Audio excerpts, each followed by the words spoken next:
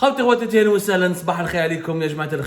que vous allez bien, j'espère que vous vous portez bien, j'espère que tout se passe bien pour vous. Nous sommes le 27 novembre 2023, il pleut beaucoup ici, il fait gris et nous affrontons une routine hivernale très difficile. J'espère que tout se passe bien chez vous et que vous entamez bien votre semaine et que depuis hier dimanche, c'était la reprise de la semaine, que vous avez un moral d'acier et pour affronter les difficultés qui s'annoncent cette semaine, malheureusement dans notre pays, notamment sur le plan socio-économique, la situation demeure compliquée avec l'inflation, la cherté de la vie, les problèmes du chômage et une totale invisibilité, alors que le pays devrait organiser d'ici décembre 2024 une importante élection présidentielle.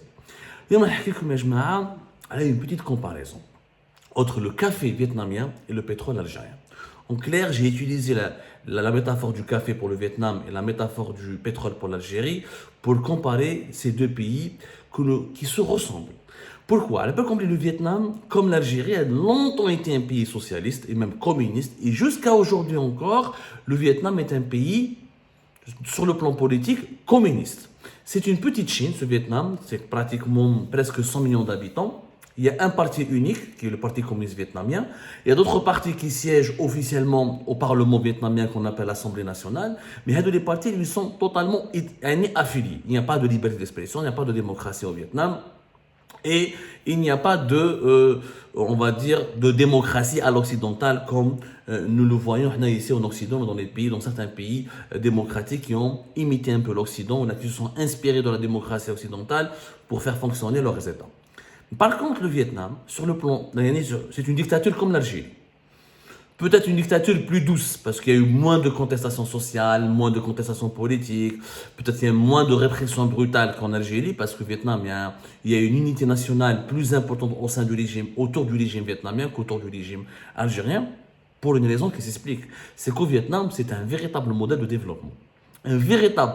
La croissance économique au Vietnam, elle a été de 7 à 8% durant ces 10-15 dernières années. Entre 7 à 8%. Le gouvernement vietnamien, depuis la fin des années 90, début des années 90, il a établi un programme, une ambition de réformer structurellement l'économie avec un objectif d'aller vers un taux de croissance de 6% et demi. En Algérie, c'est très rare qu'on a dépassé 5%. Les rares fois où on a dépassé 5%, c'était 2003 avec 7,2% de taux de croissance économique. Ou là, en 1998, 5,1%. Pour le reste, 5,9% en 2005. Et depuis 2005, on n'a jamais dépassé depuis 2005. Ça fait presque 20 ans. On est en 2023. Calculez. 18 ans. 18 pratiquement. 2005, 10 ans 2015, 5 ans 2020, 18 ans. Depuis 18 ans, l'Algérie n'a jamais dépassé un taux de croissance de 3%.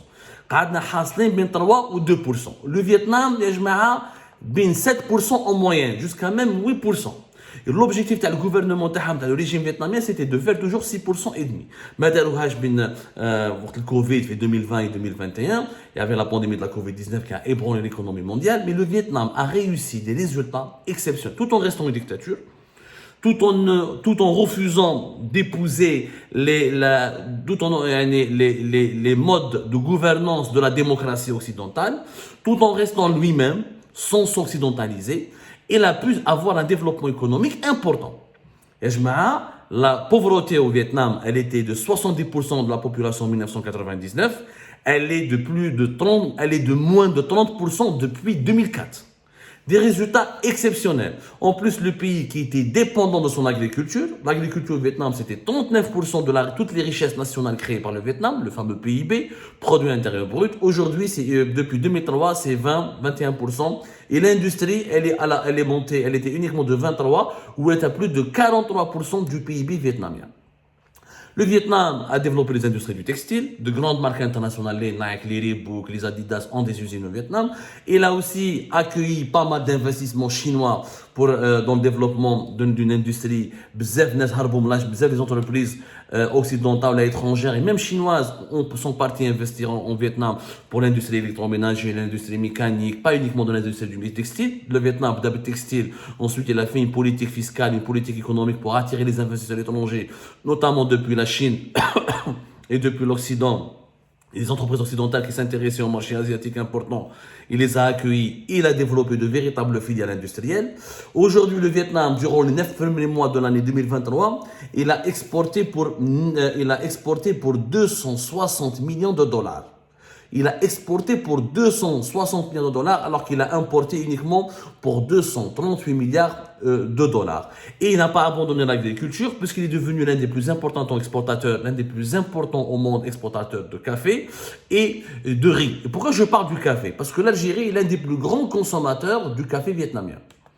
Nous sommes l'un des plus grands consommateurs. Les derniers chiffres qui ont été révélés par les autorités vietnamiennes, et l'Algérie a importé pour plus de 116 millions de dollars de café vietnamien. C'est une quantité de 52 174 tonnes, plus de 52 000 tonnes. Et les Vietnamiens visent un chiffre de plus tard. Ils veulent dépasser la barre des 125 millions d'exportations de café depuis le Vietnam vers l'Algérie. Il y a une augmentation de 47% des importations algériennes du café vietnamien. Les Vietnamiens sont très très contents. L'Algérie fait partie des 10 principaux importateurs du café du Vietnam. Les échanges économiques entre le Vietnam et l'Algérie sont essentiellement dominés par les produits agricoles. Il faut savoir que nous avons des échanges économiques entre les deux pays. Les opérations d'importation, d'exportation entre les deux pays ont atteint 75 millions de dollars. Ils sont en hausse, la situation, les échanges économiques entre les deux pays augmentent beaucoup. Le Vietnam exporte du café, du noix de cajou, du noix de cacao, des fruits de mer, du fer et de l'acier, des produits chimiques. Ce qui est bizarre, nous avons le pétrole et le gaz, et c'est le Vietnam qui n'a pratiquement pas de pétrole et de gaz, et c'est lui qui nous exporte les produits chimiques.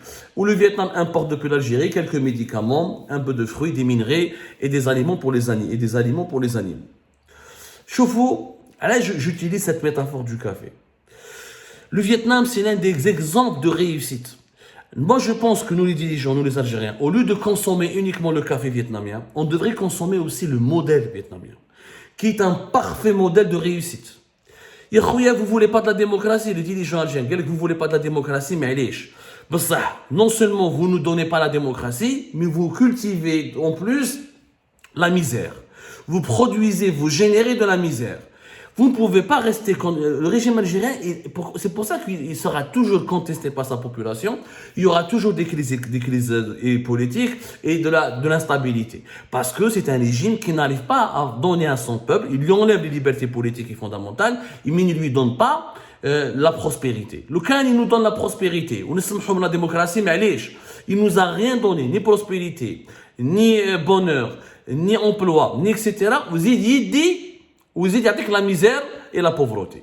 Et pourquoi vous ne vous inspirez pas, au lieu de prendre que le café depuis le Vietnam, inspirez-vous de ce modèle, faites des réformes structurelles et économiques, multipliez les revenus par habitant par 4 fois au cours de 10 ans, réalisez un taux de croissance, offrez au pays un taux de croissance de 6 à 7%, ce qui va nous permettre de créer des emplois, de créer des richesses, aider les Algériens à mieux vivre, à mieux consommer.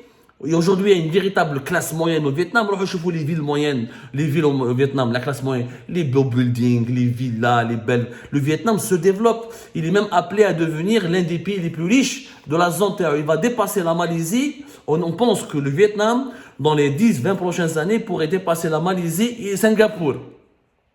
Tellement ils ont un dynamisme économique important.